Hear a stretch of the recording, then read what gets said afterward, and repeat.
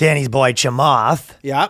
Got in a little bit of hot water. It's a lot of people were in trouble for podcasting. Let's just hope the Pope doesn't go on any podcasting tours. He's going to be in trouble, which is the theme of the videos last week. And I got a million people that were tagging me and Chamath's thing because of the video, how to get fired from podcasting. Oh, yeah. I mean, he can't get fired, but so I was thinking, actually, we'll go on. But the Warriors part owner, Chamath Palihapitiya, says he doesn't care about the genocide in China, and then he backtracks. And I listened to this episode. I as well. And so it was, I want to say, I've said this before that I feel like Chamath is the king of bad takes. Yep. And he was kind of he's always like, going public with these sleazy SPACs that kind of fuck people over and stuff like that, right? Yeah.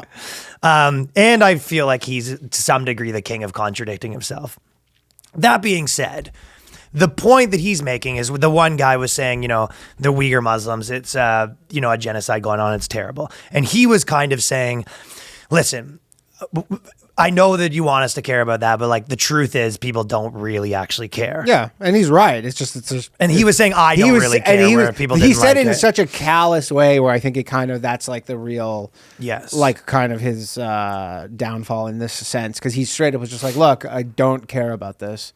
And then Jay Calica, whatever the moderator was like, they retweet our videos and stuff. Yeah, sometimes. But he's like, what do you mean? I've talked to him, Jason Calicanis before, but he's like, what do you mean you don't care? And he's like, yeah, he's like, I don't know. There's just other things I care about and can't care about. He's like, if you care about everything, if you try and fix everything, you're not going to fix anything. That's the biggest point. And he's like, but again, it was more just how harsh it was. It's always, but again, the best point he made was he's like, look, well, are you going to stop doing business with China? Yeah. Like all this stuff. And everybody's like, no. Well, because the Warriors came out and they're like, we don't think this. And that's the broader point that I was sort of thinking. It's like when people say, they care about it. Well, what does that mean? Because a million people go, I care about this, I care about that or whatever. Like, well, what do you mean? You mean I want points? Social points. What is like what do you do? Yeah, what do you do? Nothing. And again, the funny thing is, and again, what does that mean that you care about it? How narrative and like news cycle driven all this stuff is. So he has this clip, and because it is like, I think it is the #1 tech podcast in the world now, like on the charts. So stuff like this can become news stories, and these guys have high profiles. So then they go, the owner of the Golden State Warriors, he's minority owner, he owns 10%. He's not, but they don't differentiate. And then the Warriors have to come out and say, hey, he doesn't speak for us and the NBA. It's the nerve of the basketball people to kind of say that. Exactly. With the Hong Kong thing, it's like before COVID, Daryl Morey. You're who he's talking about. Yeah, but it's like Daryl Morey of the GM of the fucking Houston Rockets tweeted, I stand with Hong Kong over their issue with like the law being changed. They made him take it down or something?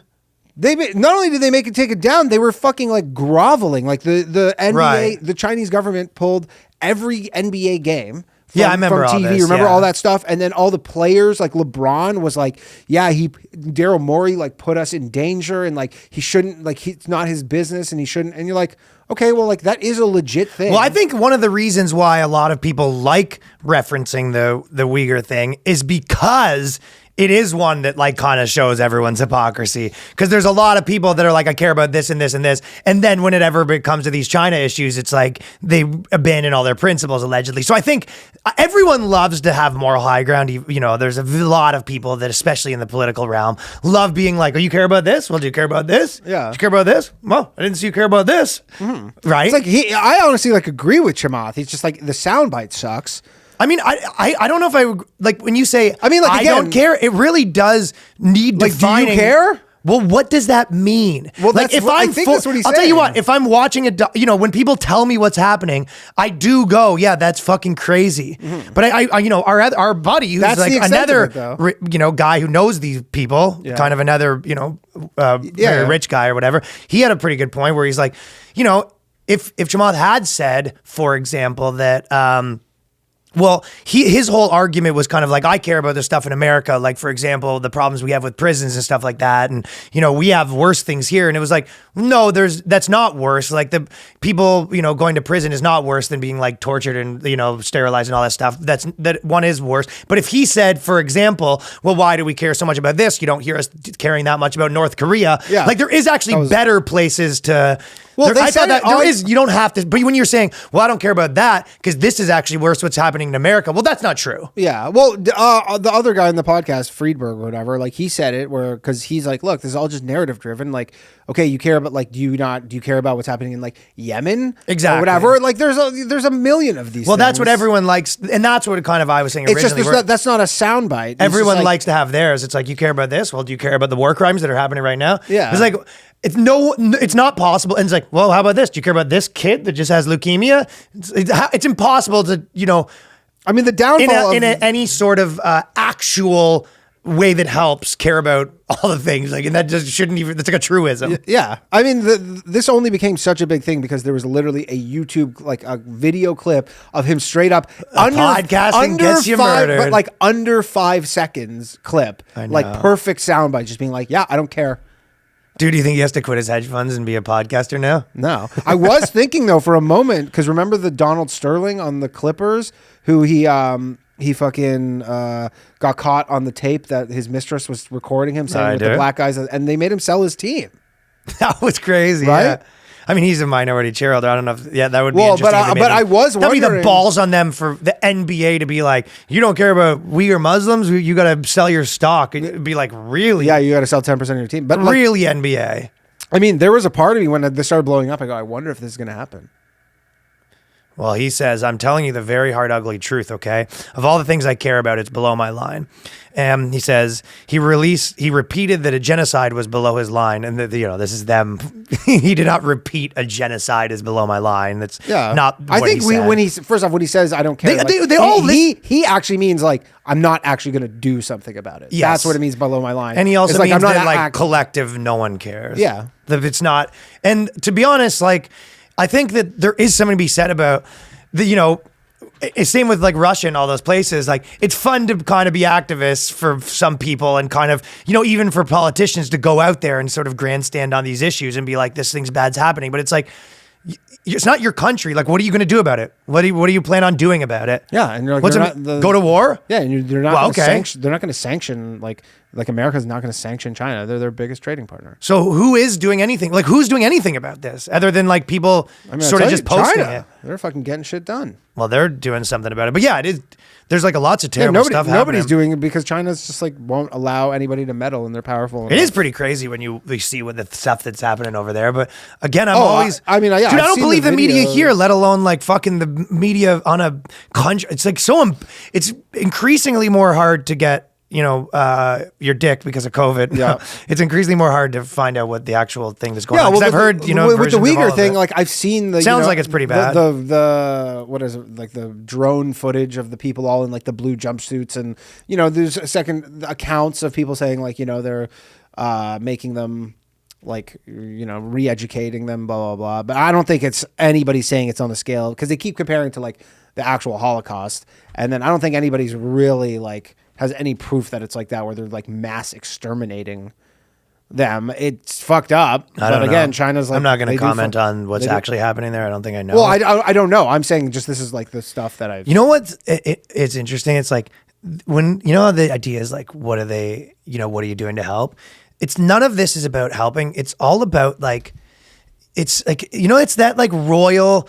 Yeah, but you're just, yes, obviously we all kind of don't care, but you say you do. It's like, it's very virtue signaling. It's I know, but obviously, but I'm sort of saying it's this very like upper class, like, ugh, like, dude, don't actually say that. It's like, you know what I mean? You have to, it's kind of like the construction worker guy could be like, what the fuck do I care about what's going on over in there? But it's like the fucking university professor has to be like, oh, it's terrible. Well, it lacks empathy.